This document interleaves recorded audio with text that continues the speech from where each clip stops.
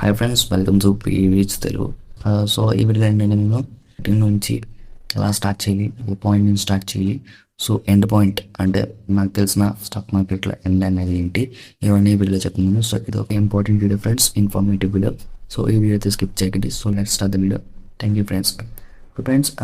Friends ద్వారా కానీ ఒక మీరు సమ్ రీసెర్చ్ చేసి కానీ అడ్వర్టైజ్మెంట్ ద్వారా కానీ యూట్యూబ్ చూసిన కానీ సో ఎక్కడ చూసిన stock market, investing, trading, day trading, delivery trading, ఇలాంటి మ్యూచువల్ ఫండ్స్ ఇంకా చాలా ఉన్నాయి కదా.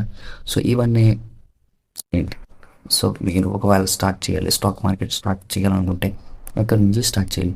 So friends, stock market start చేయాలంటే సో మీ దగ్గర ఫస్ట్ మనీ ఉండాలి.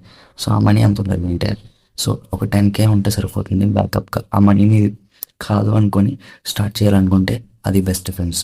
ఒక 10K అయితే మీరు స్టార్ట్ చేయొచ్చు. సో 10K అయితే స్టార్ట్ చేయొచ్చు. సో ఎలా స్టార్ట్ చేయాలంటే సో మీరు స్టాక్ మార్కెట్లో స్టాక్ కొని అమ్మాలంటే ఖచ్చితంగా డీమ్యాట్ అకౌంట్ ఉండాలి. డీమ్యాట్ అకౌంట్ ఉండాలి అంటే పాన్ కార్డు ఉండాలి. పాన్ కార్డు ఉండాలంటే మీరు రిజన్ బ్యాక్ ఉండాలన్నమాట. సో ఈ రూల్స్ అన్నీ గుర్తుపెట్టుకోండి ఫ్రెండ్స్. సో మీకు ఏ విధంగా దాటలేదు, పాన్ కార్డు లేదనుకుంటే మీ పేరెంట్స్ చెప్పి పేరెంట్స్ దగ్గర నుంచి కూడా మీరు తీసుకొని మీరు ట్రై చేయొచ్చు ఫ్రెండ్స్. సో ఫస్ట్ పాయింట్ అది, మీకు ఖచ్చితంగా డీమ్యాట్ ఉండాలి, పాన్ కార్డు ఉండాలి, ఏటీఎం దాటి ఉండాలన్నమాట. సో నెక్స్ట్ ఏంటంటే ఇవన్నీ మా దగ్గర ఉన్నాయి. డీమ్యాట్ ఎలా ఓపెన్ చేయాలనుకుంటే సో ఫ్రెండ్స్, స్టాక్ బ్రోకర్స్ ఉంటారన్నమాట. మీకు ఆల్రెడీ యాడ్స్ చూసి ఉంటారు కదా, up stocks, Zerodha and Angel one, 5 పైసా, ఇలా నెంబర్ ఆఫ్ స్టాక్ బ్రోకర్స్ ఉంటారు. వీళ్ళకి వచ్చే లాభం ఏంటంటే మీరు స్టాక్ కొని అమ్మితే వాళ్ళు ఛార్జ్ చేస్తారన్నమాట ఇంత సన్న అమౌంట్ అనేది. దాని ద్వారా వాళ్ళు మనీ సంపాదిస్తారు. సో అందులో నెంబర్ 1 స్టాక్ బ్రోకర్ ఎవరు అనుకుంటే సో ఫ్రెండ్స్, మీ ఒక్కొక్క స్టాక్ బ్రోకర్ ఒక్కొక్క ఫెసిలిటీస్ ఇస్తారనమాట. సో అలా మీకు సెట్ అయిన ఒక బ్రోకర్ని ఎంచుకోవచ్చు.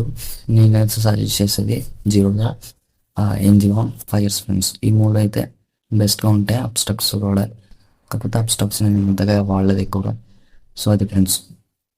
సో ఈ స్టాక్ బ్రోకర్స్లో ఏదో ఒక దాంట్లో మీరు డిమాట్ అకౌంట్ తీసుకోవాలన్నమాట. పాన్ కార్డ్ అప్లోడ్ చేసి వాళ్ళ డీటెయిల్స్ అనేది చెప్తారో అవన్నీ అప్లోడ్ చేస్తే మీకు అకౌంట్ అనేది వస్తుంది ఫ్రెండ్స్.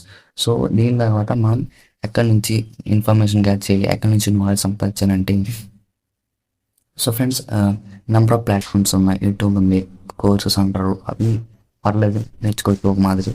సో ఇట్లాంటి ట్రై చేయండి తప్ప, లేకపోతే మీరే పెట్టి ఎక్కడ ఫాలో అవుతుంది రీచెక్ చేసుకుని ట్రైల్ అండ్ ఎర్రర్ అతను ఒక నాలెడ్జ్ అనేది మీరు డైరెక్ట్ ఆ నాలెడ్జ్ మీరు కింద తెచ్చుకొని మీకు అర్థమయ్యేటట్టు సింక్ చేసుకొని మీరు అది యూజ్ చేయాలి తప్ప ఆ డైరెక్ట్ నాలెడ్జ్ పెట్టేసి మనం ఇది స్టాక్ మార్కెట్ ఓకే ఈ స్ట్రాటజీ డైరెక్ట్ యూజ్ చేస్తే మనం డబ్బులు చేస్తే అంటే అవ్వదు.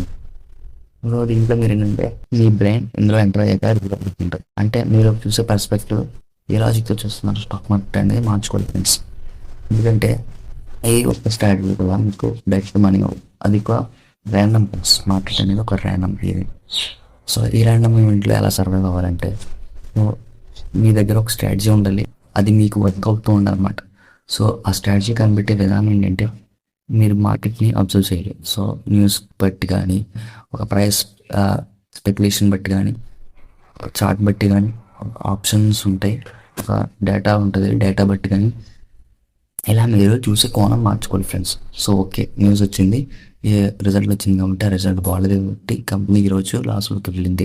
ఒకవేళ బాగాలేకపోయినా సరే న్యూస్ ముందుగా క్యాన్సల్ చేసిన ప్రకారం ప్రాఫిట్ వస్తుందని చెప్పి చాలామంది స్టాక్స్ హోల్డ్ చేశారు కాబట్టి ఇది పైకి వెళ్ళింది. అక్కడ నుంచి స్టాక్స్ అమ్మేశారు కాబట్టి కింద పని. ఇలా మీరు డిఫరెంట్గా ఇంటర్ప్రిట్ చేసుకోవాలి ఫ్రెండ్స్. ఈ బేసిక్ నాలెడ్జ్ మొత్తం కూడా ఆన్లైన్లో మీకు దొరుకుతుంది. సో ఫ్రెండ్స్, ఫస్ట్ మీరు చేయాల్సిందల్లా ఈ ఒక అకౌంట్ క్రియేట్ చేసుకున్నాక సో అబ్జర్వ్ చేయాలి ఫ్రెండ్స్. స్టాక్ మార్కెట్ అనేది కంప్లీట్ ఎక్స్పీరియన్స్ బేస్డ్. ఒకళ్ళు నేర్పిస్తే వస్తుంది, వాళ్ళు నేర్పించేస్తే స్టార్ వచ్చేస్తుంది అనుకుంటే అందరూ ట్రేడర్లు అయిపోతారు. సో అదేంటంటే మీరు అడాప్ట్ చేసుకోవాలి ఫ్రెండ్స్. సో అది అడాప్ట్ చేసుకున్నాక మీకు లాసెస్ వస్తాయి, బిగ్ లాసెస్ వస్తాయి, స్మాల్ లాసెస్ వస్తాయి, మీ క్యాపిటల్ బాగుంటారు.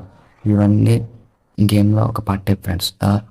ఇలా క్యాపిటల్ పోయేటప్పుడు ఏంటంటే మీరు క్విక్గా ప్లాన్ చేస్తూ ఉండాలి, ఎందుకు పోయింది, సో వెళ్ళే దారి కరెక్ట్ కదా. సో ఇలా మీరు పైకి కిందకి పడుతూ వేస్తూ ఉంటే సో 1 ఇయర్ మీరు సర్వైవ్ అయితే అందరూ మీకు ఎంత నేర్చుకున్నారో అదే ఫ్రెండ్స్, అదే నిజమైన ప్లాన్. సో నెక్స్ట్ ఇదంతా అయిన తర్వాత మీరు కొంచెం మీరు స్ట్రాటజీని అడాప్ట్ చేసుకోవాలి. స్ట్రాటజీ అంటే ఏంటంటే సో ఫ్రెండ్స్, స్ట్రాటజీ మీరు చార్ట్ బేస్డ్ స్ట్రాటజీస్ అంటే chart patterns, candlestick patterns, so ఇలా ఇలా కూడా మీరు ఒక స్ట్రాటజీని డెవలప్ చేయొచ్చు. లేదనుకుంటే న్యూస్ బట్టి కూడా స్ట్రాటజీ మీరు డెవలప్ చేసుకోవచ్చు. ఈరోజే చేయాలి, డే ట్రేడే చేయాలి, లేకపోతే ఇన్వెస్టింగ్ చేయాలి. సో ఇలా మీరు పర్టికులర్గా ఒక మైండ్ సెట్ అనేది తయారవుతుంది అనమాట మీరు దాంట్లో ట్రావెల్ చేసేటట్టే. సో తర్వాత దాన్ని బ్యాక్ టెస్ట్ చేయాలి ఫ్రెండ్స్. అంటే ఓకే, స్ట్రాటజీ అయితే రెడీ అయింది. సో హిస్టారికల్గా అది ఎలా ఎంత పని చేసిందో కూడా చెక్ చేయాలి. సో అది మీరు బ్యాక్ టెస్ట్ ఎలా చేయాలంటే, సో చార్ట్స్ అనుకోండి, చార్ట్స్ డైరెక్ట్ మీకు ట్రేడింగ్లో దొరుకుతాయి అనమాట. సో ఒక డేట్ పర్టికులర్ డేట్ వెళ్ళి, సో ఓకే నేను ఇక్కడ ఎంట్రీ అయ్యాను, స్ట్రాటజీ బట్టి ఇక్కడ ఎగ్జిట్ అయ్యాను. సో వర్క్ అయింది, ఎన్నిసార్లు వర్క్ అయింది, నెక్స్ట్ ఫ్యూచర్లో వర్క్ అవుతుందా లేదా, ఇది చెక్ చేసుకోవాలి ఫ్రెండ్స్. ఒక డేటా మీరు ఖచ్చితంగా ట్రై చేసుకోనమాట. సో తర్వాత మీరు అది లైవ్లో టచ్ చేయండి. ఇదంతా కూడా మీరు నిజమైన డబ్బులు దిగకముందే చేయాలి friends. Okay. So okay, live మార్కెట్లో ఓకే ఇక్కడ ఎంటర్ అయ్యాం, సో ఇక్కడ ఎగ్జిట్ అయ్యాం, లేకపోతే ఇక్కడ స్టాప్ లాస్ తగిలింది. ఏ మార్కెట్ కండిషన్స్లో స్టాప్ లాస్ తగులుతుంది, మార్కెట్ ట్రేడ్ అవుతున్నప్పుడు ఇది పనిచేస్తుందా, మార్కెట్ సైడ్ వేస్లో ఉన్నప్పుడు పనిచేస్తుందా, మార్కెట్ ఫాలింగ్లో ఉన్నప్పుడు పనిచేస్తుందా, ఇవన్నీ కూడా మీరు అబ్జర్వ్ చేయండి ఫ్రెండ్స్. అబ్జర్వ్ చేసి నోట్ ఒక రాసుకోండి ఫ్రెండ్స్. రాసుకున్నాక మీకు అనేది ఐడియా వస్తుంది అనమాట. ఓకే, రివర్స్ మార్కెట్లో మనం ఎంటర్ అవ్వకూడదు. సో ఓకే, బై ట్రెండింగ్ మార్కెట్లోనే మనం ఎంటర్ అవ్వాలి. ఇలా మీరు అబ్జర్వ్ చేయండి ఫ్రెండ్స్. సో ఎక్కువ ఆప్షన్ సెల్లింగ్ అంటారు, ఆప్షన్ బయింగ్ అంటారు, ఇవన్నీ కూడా ఎఫ్ఎంఓ సెగ్మెంట్ ఫ్రెండ్స్. ఇవి అప్పుడప్పుడు స్టార్టింగ్ బేసిక్ ప్లానర్స్కి మాత్రం దీంట్లో వెళ్ళకపోవడం బెస్ట్ ఫ్రెండ్స్. ఎందుకంటే ఇది ఒకసారి అలవాటు ఏంటంటే మొత్తం మనీ అనేది ఒక వీక్లో పోతుంది, అంతా అడ్వాన్స్డ్ అనమాట. సో అందుకని చెప్పి మీరు స్టాక్స్ కొనండి. స్టాక్స్ కొని కొంచెం కొంచెంగా ఎండ్ చేయండి. బ్రోకరేజ్ పోయినా సరే ఒక ప్లస్లో ఉన్నామా మైనస్లో ఉన్నాం అవన్నీ చెక్ చేసుకుని 1 year స్టాక్ మార్కెట్తో ట్రావెల్ చేయండి ఫ్రెండ్స్. ట్రావెల్ చేసినట్లయితే మీకు ఒక వ్యూ వస్తుంది అనమాట. సో ఓకే, ఇది ఎలా చేయాలి, ఇది ఎలా చేయాలని. సో బ్యాక్ టెస్ట్ చేశాక, లైవ్ మార్కెట్ టెస్ట్ చేశాక అది వర్క్ అవుతుందని ఉంటే 1 year మీరు కంటిన్యూగా లైవ్ ట్రేడ్స్ చేయండి ఫ్రెండ్స్. 1 year లైవ్ ట్రేడ్స్ చేశాక ఓకే, 1 year లైవ్ ట్రేడ్లో మీకు ₹1 మిగిలినా సరే మీకు ఆ స్ట్రాటజీ వర్క్ అవుతుందని అర్థం ఫ్రెండ్స్. లేదు లాసెస్లోనే ఉన్నాం అనుకుంటే మళ్ళీ రీచెక్ చేసి మళ్ళీ ఆ స్ట్రాటజీని మార్క్ చేసి ఇలా మీరు దాంతో ఖచ్చితంగా లీవ్ చేయకుండా వర్క్ చేసినట్లయితే మీకు ఖచ్చితంగా రిజల్ట్ అనేది కనిపిస్తుంది ఫ్రెండ్స్. సో ఫ్రెండ్స్, ఇది starting to end point. So next F&O segment గురించి స్టార్టింగ్ టు ఎండ్ పాయింట్ చెప్పబోతున్నాను. So thank you friends. Video like and subscribe చేయండి.